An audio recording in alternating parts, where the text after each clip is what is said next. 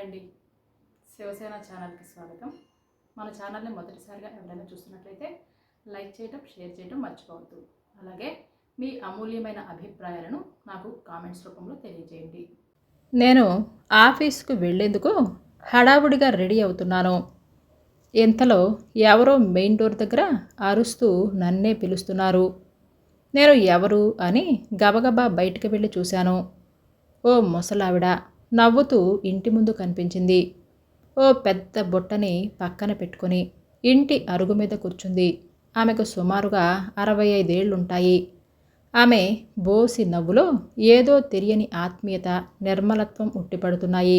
ఆమె ముఖంలో అక్కడక్కడ చర్మం మీద పగిలిన గీతలు ఆమె జీవిత అనుభవాలను చెప్పకనే చెప్తున్నాయి.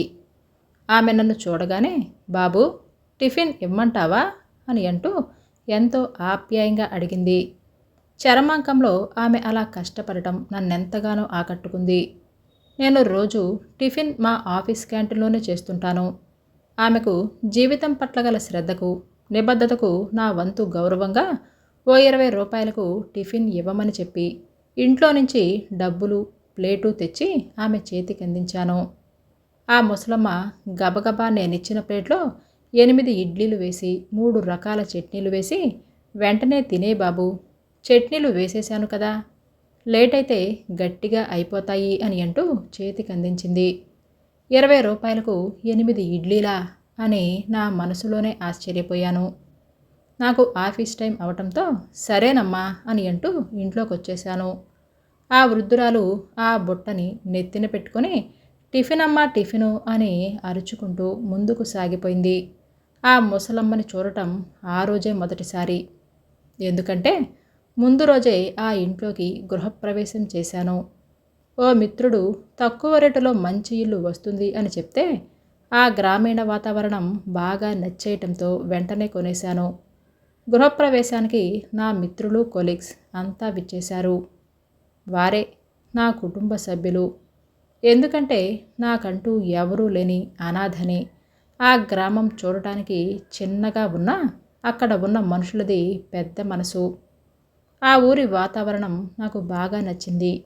ఆఫీస్కి బయలుదేరుతూ ఉండగా టేబుల్ మీద పెట్టిన టిఫిన్ ప్లేట్ కనిపించింది. వెంటనే ప్లేట్ని చేతిలోకి తీసుకొని ఆ ఇడ్లీలను గబగబా తినటం ప్రారంభించాను. నేను ఎన్నడూ చవి చూడని అద్భుతమైన రుచి. మొత్తం టిఫిన్ ఇష్టంగా తినేశాను. కడుపు నిండిపోయింది. ఆ రోజు మొదలు రోజు ఆమె దగ్గర టిఫిన్ తీసుకోవటం నాకు అలవాటైపోయింది. మా ఆఫీస్లో కొలీగ్స్కి కూడా ఆ వృద్ధురాలి టిఫిన్ రుచి చూపించాను. వారికి కూడా బాగా నచ్చడంతో నాకు రోజు టిఫిన్లు మోసే బరువు బాధ్యతలు ఎక్కువయ్యాయి. ఎక్కువ తిరిగే శ్రమ లేకుండా బేరం ఇచ్చినట్లవుతుందని అలా డెలివరీ బాయ్ అవతారం ఎత్తక తప్పలేదు. రోజు రోజుకి ఆమెకు నాకు మధ్య ఏదో తెలియని ఆత్మీయత, అనుబంధం పెనవేసుకొని పోయింది. ఆమెలో నాకు అంతవరకు నాకేనాడు పరిచయం లేని అమ్మ కనిపించింది. ఆమె తన పేరు చుక్కమ్మ అని చెప్పింది. తను రోజు పక్క ఊరి నుండి కాలినడకన వచ్చేది. తనకి నాలాగే ఎవ్వరూ లేరు. పెళ్ళైన 3 ఏళ్లకే తన 3 ముళ్ళు పుటుక్కున తెగిపోయాయని, మొదటి ఏడాదికే ఒక ఆడబిడ్డ కడుపున పడిందని, ఆ ఆడకూతురు యుక్త వయసుకు రాగానే ఎవరితోనో ప్రేమ మైకంలో పడి తనను వదిలిపెట్టి ఎక్కడికో వెళ్ళిపోయింది అని అంటూ తన గోడును వెళ్ళబోసుకుంది. చుక్కమ్మ కథ నా హృదయాన్ని ఎంతగానో కదిలించేసింది. చుక్కమ్మ అలా రోజు పడే కష్టాన్ని చూడలేక నాకు చేతనైన సహాయం ఆమెకు ఎలాగైనా చెయ్యాలి అని అనిపించింది. ఆమె గురించి ఎంతో దీర్ఘాలోచన చేసి ఒక నిర్ణయానికి వచ్చాను. ఒకరోజు ఆమెతో ఆ మాటే చెప్పాను. నా ఇంటికి ముందర చాలా ఖాళీ స్థలం ఉండటంతో షెడ్డు వేసి ఇస్తాను అని అన్నాను. ఇక్కడే ఉండిపోయి చిన్నగా ఓ టిఫిన్ సెంటర్ లాంటిది నడుపుకోమని, ఎటువంటి అద్దె కూడా ఇవ్వక్కర్లేదని చెప్పాను. నాకు ఇబ్బంది అవుతుందేమోనని నా ఆలోచనకు మొదట అంగీకరించలేదు. నా ఒత్తిడి మేరకు 2 రోజుల తర్వాత సరేనని ఒప్పుకుంది. నేను 2 రోజులలో షెడ్డు వేయించటం, అందులోకి దిగిపోవటం వెంటనే జరిగిపోయాయి. చొక్కమ్మ టిఫిన్ సెంటర్ అని అందమైన అక్షరాలతో తయారు చేయించిన చిన్న ఫ్లెక్సీ బోర్డుని కూడా ఏర్పాటు చేశాను. ఆ బోర్డుని చూసి చొక్కమ్మ ఎంతగానో మురిసిపోయింది. ఇప్పుడు బుట్టతో ఇంటింటికి తిరిగే పని లేకుండా నిశ్చింతగా నేను నిర్మించిన షెడ్డులో చిన్నగా వ్యాపారాన్ని ప్రారంభించింది. నా ఇంటి ముందుకు వచ్చే వారితోనూ పోయే వారితోనూ చొక్కమ్మ టిఫిన్ సెంటర్ కలివిడిగా సందడిగా ఉండేది. చొక్కమ్మ సాయంత్రం పకోడీలు బజ్జీలు వేడివేడిగా వేసి అమ్మేది. నా సొంటి కొమ్ము ఒంటరి బతుకుకి సాటి మనుషుల సందడితో చొక్కమ్మ కొట్టు నాకు చెప్పలేనంత తృప్తినిచ్చేది. చొక్కమ్మ రోజు నాకు నా కొలీగ్స్కి డబ్బులు తీసుకోకుండానే టిఫిన్లు బలవంతంగా ఇచ్చేది. నేను డబ్బులు ఇవ్వాలని ఎంత ప్రయత్నించినా ససేమిరా కాదనేది. అలాగే నేను వద్దన్న రోజు నా ఇల్లంతా ఊడ్చేది. నా ఇంటి ముందు చక్కగా ముగ్గులు పెట్టేది. చొక్కమ్మని నేను అమ్మ అని పిలుచుకునేవాడిని. ఇలా ప్రశాంతంగా చాలా రోజులు గడిచిపోయాయి. ఒకరోజు ఉన్నట్లుండి చొక్కమ్మకు సుస్థి చేసింది. మంచి డాక్టర్ని ఇంటికి రప్పించి చూశాను. అతనేదో వైరల్ ఫీవర్ అని చెప్పి మందులు రాసిచ్చాడు. ఆ రోజు ఆఫీస్కు సెలవు పెట్టేశాను. నేనే దగ్గరుండి మందులన్నీ క్రమం తప్పకుండా వాడేటట్టు చూశాను. చొక్కమ్మ ఇప్పుడు కొట్టు షెడ్డులో కాకుండా నా ఇంట్లో హాల్లోని దివానా మంచం మీద పడుకుంటుంది. నేను గట్టిగా మందలిస్తేనే అందుకు అంగీకరించింది. చొక్కమ్మ ఆరోగ్యం రోజు రోజుకి క్షీణించసాగింది. డాక్టర్ రోజూ వచ్చి చూస్తున్నాడు. అప్పటికి ఆసుపత్రిలో చేరుస్తానంటే ససేమిరా ఒప్పుకోలేదు. తను టిఫిన్ సెంటర్ మూసేసి అప్పటికి వారం రోజులైంది. తన ఆరోగ్యం కుదుట పడలేదు. ఒకరోజు చొక్కమ్మ తన మందుల ఖర్చుల కోసం తన కాళ్లకున్న వెండి కడియాలను తీసి నాకిచ్చింది అమ్మేయమంటూ. నేను కోపగించుకునేసరికి మౌనంగా ఉండిపోయింది. ఒకరోజు తెల్లవారుజామున 4 గంటల సమయంలో నా గదిలో నిద్రపోతున్న నన్ను ఎవరో గట్టిగా పిలిచినట్లుగా అనిపించింది. నాకు వెంటనే మెలకువ వచ్చింది. అది చొక్కమ్మే. కంగారుగా లైట్ వేసి ఆమె దగ్గరికి వెళ్ళాను. అప్పటికే ఆమె శ్వాస తీసుకోలేక నరక యాతన పడుతూ ఆయాసంతో రొప్పుతుంది. నాకు ఏం చెయ్యాలో అర్థం కాలేదు. ఆమె నాతో ఏదో చెప్పాలని విశ్వ ప్రయత్నం చేస్తుంది. డాక్టర్కి కాల్ చేద్దామని ఫోన్ కోసం లేవబోయాను. అయినా ఆమె నన్ను కదలనివ్వకుండా తన దగ్గరే ఉండమన్నట్లుగా నా చెయ్యిని గట్టిగా పట్టుకుంది. తన దిండు కింద దాచిపెట్టుకున్నటువంటి వెండి కడియాలు, బంగారపు చెవిదిద్దులు, ముక్కుకు పెట్టుకునే నత్తలను నా చేతుల్లో పెట్టి, బాబూ, పారిపోయిన నా కూతురు సిటీలో కనిపించిందని ఈ మధ్యనే కొట్టు దగ్గరకు వచ్చినప్పుడు మా ఊరి రాములు చెప్పాడు. నా మందు మాకులకు దహన కార్యక్రమాలకు పోగా మిగిలిన డబ్బును నా బిడ్డకు చేర్చయ్యా అని అంటూ చొక్కమ్మ తన 2 చేతులతో నాకు దండం పెడుతూ నన్ను ఈ లోకాన్ని వీడి అందని దూరతీరాలకు వెళ్ళిపోయింది. దుఃఖ భారంతో నా మెదడంతా మొద్దుబారిపోయింది. చొక్కమ్మ అంతిమ సంస్కారాలు అన్నీ నేనే దగ్గరుండి శాస్త్రోక్తంగా జరిపించాను. ఆమెకు ఒక బిడ్డనై తలకొరివి కూడా పెట్టాను. ఏ అనాథకు దొరకని అదృష్టము, అవకాశము నాకు మాత్రమే దక్కాయని భావించాను. ఆమె నాకు అప్పగించిన బాధ్యత కోసం ఒకరోజు ఉదయాన్నే చొక్కమ్మ ఇంతకు ముందు ఉన్నటువంటి ఊరికి వెళ్ళాను. చొక్కమ్మ చెప్పిన రాములు గురించి వాకబు చేశాను. ఆ రోజంతా అక్కడే ఉండిపోయాను. సాయంత్రం 6 గంటలకు రాములు కలిశాడు. చొక్కమ్మ కూతురుని సిటీలో ఒకసారి చూశాను అని గట్టిగా చెప్పాడు. అతని మాటలు నాకు ఒక్కసారిగా కొత్త ఊపిరిని పోసినట్లుగా అనిపించింది.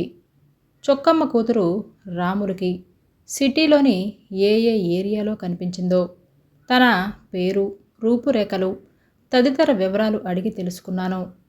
చొక్కమ్మ కూతురు పేరు రమణమ్మ అని చెప్పాడు. ఆమెను గుర్తుపట్టేందుకు అతన్ని నాతో పాటు సిటీకి రమ్మని కోరాను. అతను కొద్దిసేపు రావటానికి తటపటాయించాడు. డబ్బులిస్తాను అనేసరికి వెంటనే సరేనని ఒప్పుకున్నాడు. ఇద్దరం సిటీకి పోయే బస్ ఎక్కాము.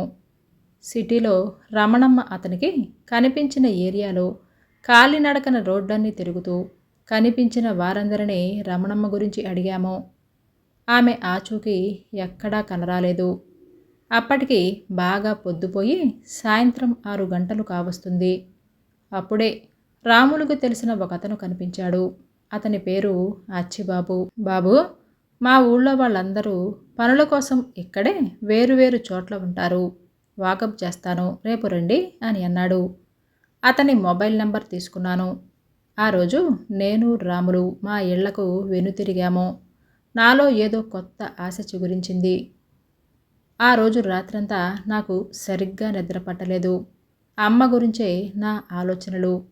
తనను కాదని వెళ్ళిపోయినా ఆ తల్లికి తన బిడ్డ మీద ఎంత మమకారం. అదేనేమో తల్లి ప్రేమంటే.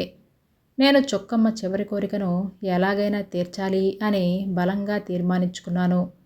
అది నా అనాథ జీవితానికి కనీస మనోధర్మంగా భావించాను. మరుసటి రోజే ఉదయాన్నే లేచి ఫస్ట్ బస్సుకు సిటీకి ఒక్కడనే బయలుదేరాను. ముందు రోజు కలిసిన అచ్చిబాబును కలిశాను. అతను రమణమ్మని వెతికేందుకు నాతో రావటానికి ఒప్పుకున్నాడు. అతనికి డబ్బులిస్తాను అని భరోసా ఇచ్చాను.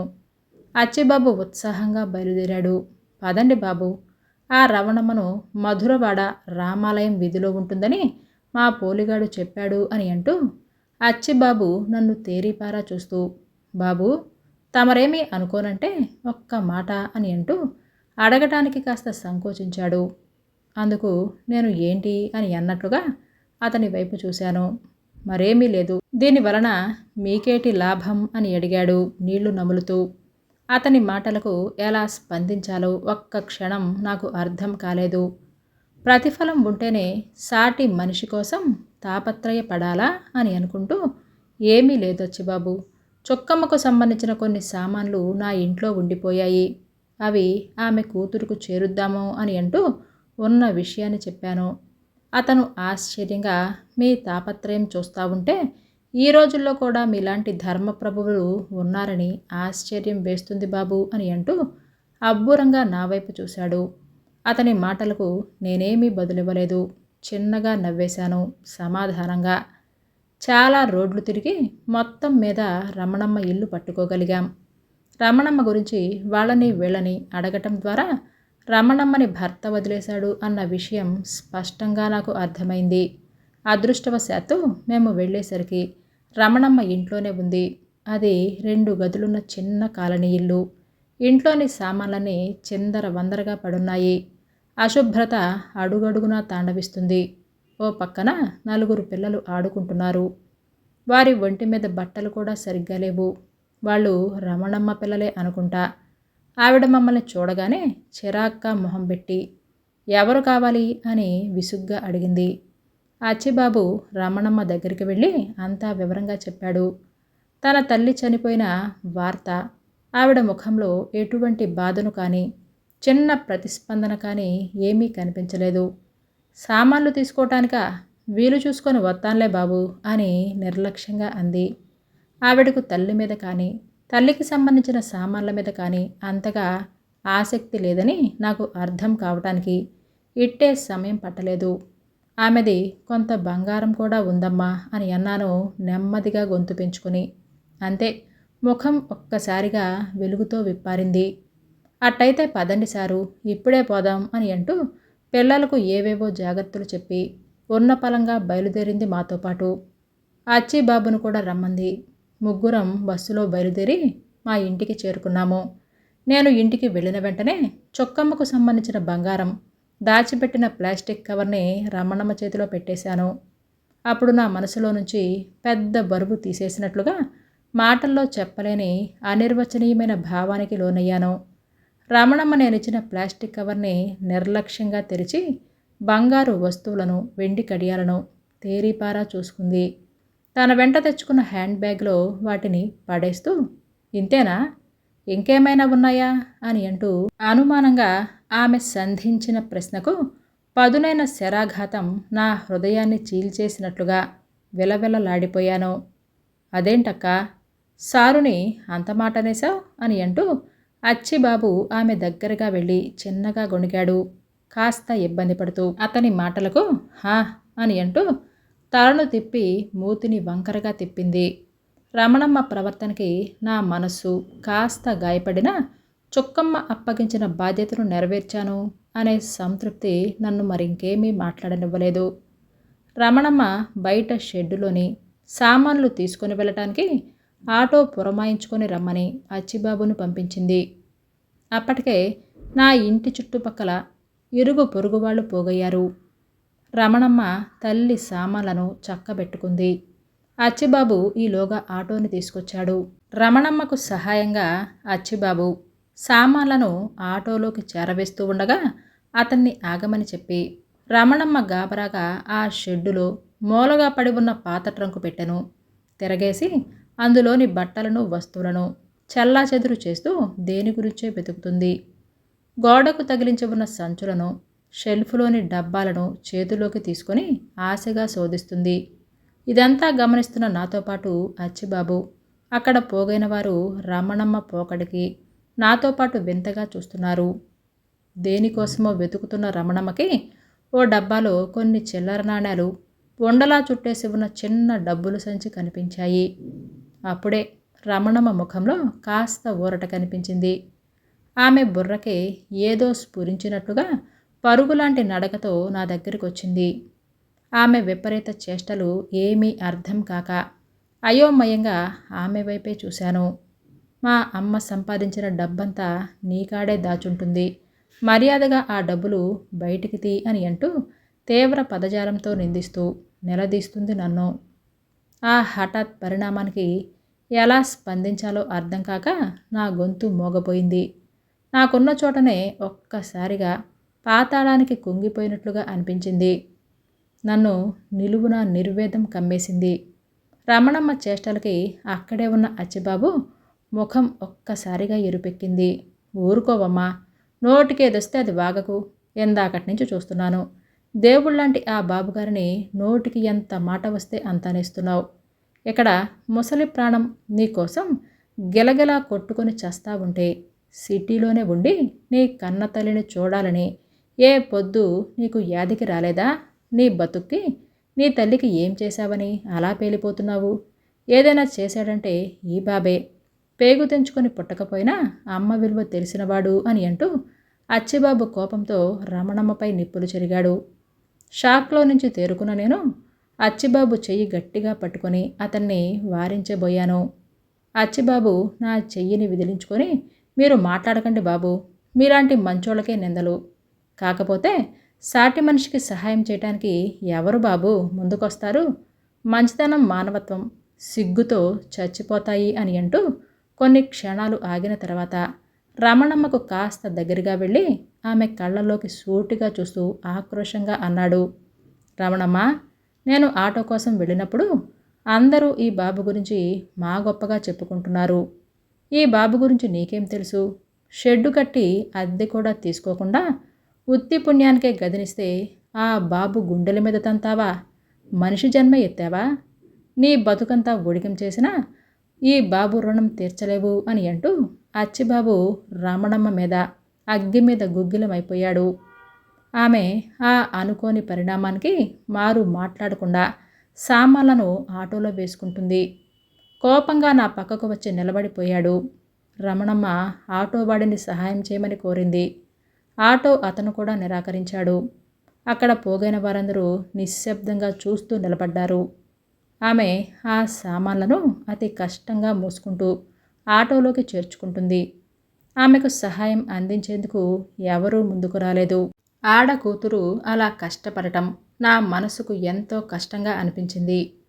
నా సోదరి సమానురాలైన రమణమ్మ పడుతున్నటువంటి ఇబ్బందులు చూడలేక గబగబా వెళ్ళి కొన్ని సామాన్లను నా చేతిలోకి తీసుకొని ఆటోలోకి చేర్చాను. నన్ను చూసి అప్పటి వరకు అంతలా కేకలేసిన అచ్చిబాబు కొన్ని సామాన్లను తన చేతిలోకి తీసుకున్నాడు. అంతవరకు నిశ్శబ్దంగా కూర్చున్న ఆ ఆటో డ్రైవర్తో పాటు అక్కడ చేరిన జనాలు ముందుకొచ్చి చొక్కమ్మ సామాన్లను తమ చేతిలోకి తీసుకొని రమణమ్మకి సహాయాన్ని అందించారు. కొన్ని క్షణాలలోనే సామాన్లన్నీ ఆటోలోకి చేరిపోయాయి. అక్కడ ఒకే ఒకటి మాత్రం మిగిలిపోయింది. అమ్మ తన జ్ఞాపకార్థంగానే నాతోనే ఉండిపోయిన బంధం అది. చొక్కమ్మ సెంటర్ అనే నేమ్ బోర్డు. రమణమ్మ ఆటో వెనుక సామాన్ల మధ్య సిగ్గుతో తల వంచుకొని నిశ్శబ్దంగా కూర్చుంది. ఆటో నెమ్మదిగా బయలుదేరింది. నా పక్కన నిలిచిన అచ్చిబాబు నన్నే చూస్తున్నాడు. ఆరాధనతో కూడిన గౌరవ భావంతో